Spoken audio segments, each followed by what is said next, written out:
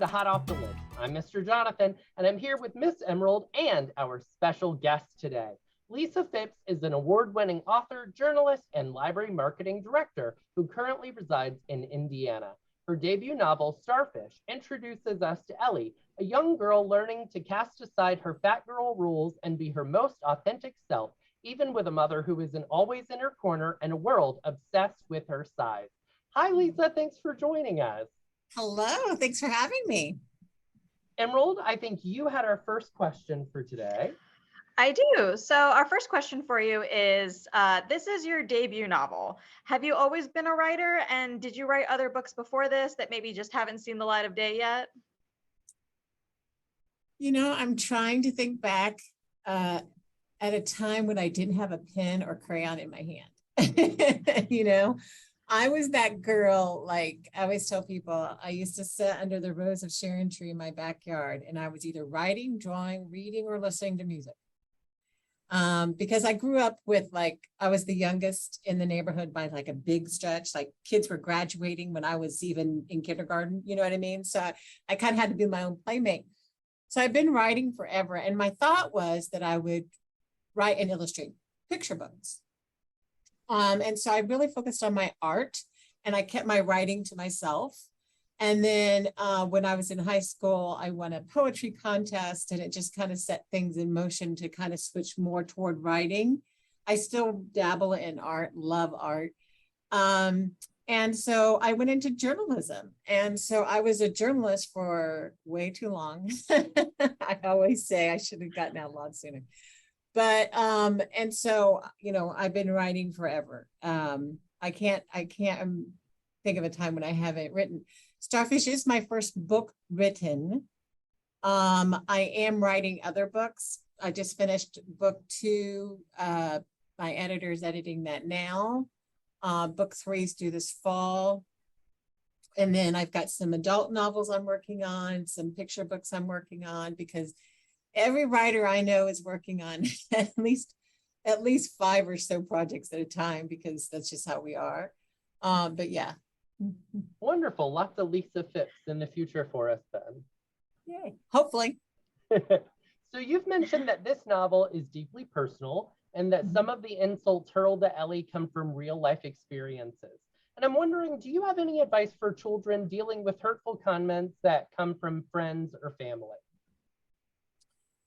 Well, first and foremost, if there are any children out there who have had that happen or who are having that happen, I just want to say to you, I'm so sorry that you're dealing with that, or you have dealt with that, because you did not deserve it. You just didn't.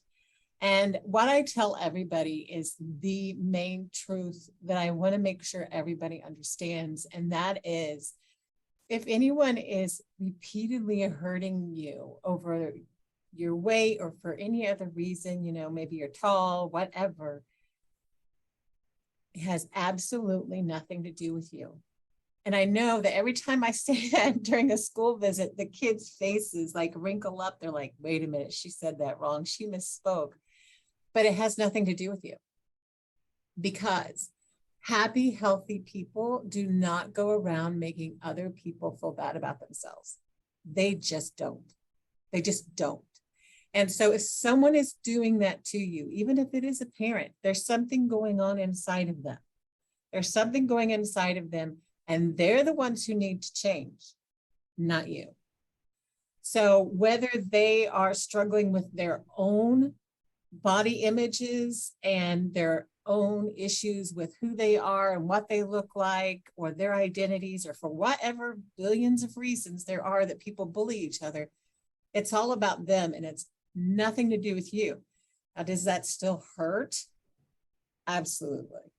But if you can start to wrap your head around the fact that the bullying really is all about the bully, and there's something wrong with that person, then you can step away from it a little bit and get a little more of an objective view, and start reminding yourself that you're fine just as you are. Oh my gosh, this person has some serious things they need to work on, you know, and you start like dividing yourself away from what they're saying. And so I think that's the main thing that you need to do, is to realize that. And then obviously the second thing is really to get it to stop. And so normally that means for a child or even a teenager, it means going to someone, a trusted adult, and sharing what's happening and working together to figure out how to make it to stop in a safe way. And if that person can't help you, because, not all adults are willing to take on that kind of task, unfortunately. And, and you can't fault them for that. Some people are just better equipped at it than others. Then move on to the next person and the next until you get the help that you need. Wonderful advice. Thank you. Thank you. Thank you. Even in the midst of so many challenges, Ellie finds joy in so many things. What are some things that bring you joy? Oh my gosh. Well, like Ellie, I love to swim. Swimming has always been one of my favorite things. I used to like to play basketball when I was a kid, but I really screwed up my knee, so basketball is not so fun anymore. And I love art. Anything to do with art. I like to watercolor paint. I love to look at art. I like to buy art and music. I love music. I have a very, very eclectic taste in music. I listen to everything from rap, which is poetry, to classic rock, to 80s music, to country, to jazz, to even Israeli rap and more. So, yeah. Rap and country were Ellie's favorite genres, weren't they? I think in the book. Some of them. Mm-hmm. All right. Speaking of music, you have a playlist of songs that you listen to for this book, including Brave by Sarah Bareilles, Roar by Katy Perry, and Fight Song by Rachel Platten. So I'm wondering, what songs are you currently listening to for your current project? Well, I just finished one. So my current project, I'm listening to a lot of beach songs, beach related songs. So that might give you a little bit of a clue about at least the setting for that one. Love that. A little hint. Maybe we'll get a beach read, right? Yeah. Well, yeah, kind of, maybe a little. What were some of your favorite books as a child? Anything and everything. And I know that sounds funny because obviously when I was little, I read all of the classics, in children's literature. But one of my favorites was that I really need to put this right here beside this place, but I never remember to do that. But it was a little book, sort of like a golden book, and it was an older book because, again, being the youngest, stuff got passed down to me. So it was written long before I was ever born. And it was called, I believe, A Walk to the Park or I Walk to the Park, something like that. But it was just this little book about this little boy who goes for a walk to sail his sailboat in like a fountain in Central Park. And why that book stood out to me is because I grew up in rural Indiana. No oceans, no lakes, no anything like that. My mom learned to drive very late in life when she was like 35. And so she wasn't a confident driver. She hated driving. So we never she never in her whole life drove on an interstate, ever. So until I was able to drive, and when I was 16 and drive on an interstate, we didn't go anywhere. You know what I mean? Then I did all the driving instead of the parent. It was really weird. But so just seeing New York City, what is this? And seeing a bodega and all of this other stuff and skyscrapers. And it was like, it exposed me to a world that was not my own and not where I had grown up. And it made me want to meet everybody. I wanted to learn about every culture. I wanted to visit every city in every country. And I wanted to just explore. And so by the time I was 17, I'd already been to 9 different countries because I was focused on learning about people and other cultures, and all because of that one book. And so that's the one that stays in my head, but I read everything. What a wonderful recommendation. Thank you. Really? You probably can't even find it right now if you tried. We might have to look for it. You've convinced me. So I saw that you have a beloved dog named Mhm. Princess Gigi Pugsley. So in Mhm. honor of your royal pet, Lisa, we would like to invite you to play a game we're calling Heavy is the Hound That Wears the Crown. Okay. I will tell you both a royal pet, and you will try to guess its royal owner. Now, Emerald has never seen these questions before either. Don't worry, if you take a big swing and a miss, it's okay. Usually Michelle is here to play, and she usually loses to our guests. So, all right. Can I slip you some money to lose on purpose? I'm just joking. You don't have to. I don't know any royal pets. Okay, We'll so find out. I'm going to share my screen. Okay. And I'll put on my glasses. I was trying to get rid of the glare. can we see the pups? Yeah. Yes. Okay, wonderful, wonderful. All right. Question number 1.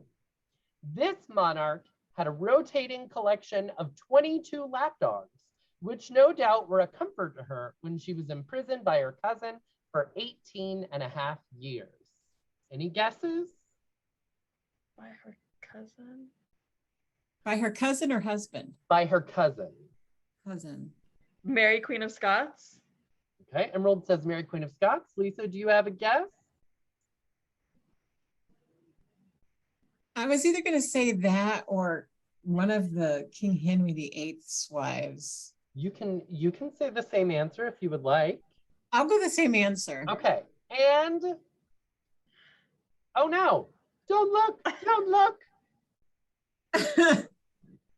It's mad at me. There we go, you're both correct. Mary, Queen of Scots. Yay! Excellent job. All right, question number 2. Hopefully you weren't peeking. There is a legend that this monarch was forced to relinquish her dog, Mops, before beginning her new life at Versailles, her mother-in-law informing her that she could own as many French dogs as she would like. Marie Antoinette. Okay, Emerald, do you have another guess? That was my only guess. Okay. And you're both correct, Marie Antoinette. Congratulations. You're sticking together. Wise. This is wise. Yes. Okay. Yes. Question number 3. This Russian monarch kept 2 large colonies of cats at her palace in St. Petersburg, which is currently still home to over 70 resident cats. Catherine the Great. Okay, Lisa says Catherine the Great. Emerald? The Are we only stick- Russian. Honestly, it's her or Ivan for me. That's all I know. And you're correct, Catherine the Great. Woo! All right, question number 4. Empress Josephine allowed her pet pug Fortune to sleep in her royal bed, even after it bit this formidable emperor husband. Napoleon. Napoleon. Emerald, so say you too? I guess so, because I don't have another answer. Okay, Napoleon. You guys are 4 for 4. You're doing very well. Hopefully the kids Lisa's watching are winning. doing as well. Emerald has a great strategy. Lisa says the answer, and Emerald goes that one. I don't. It's because I have an absence of an answer. I don't know that piggybacking actually counts. All right, here's our last question. This formidable queen not only ushered in her own era, but she loved pugs so much that she outlawed the cropping of their ears.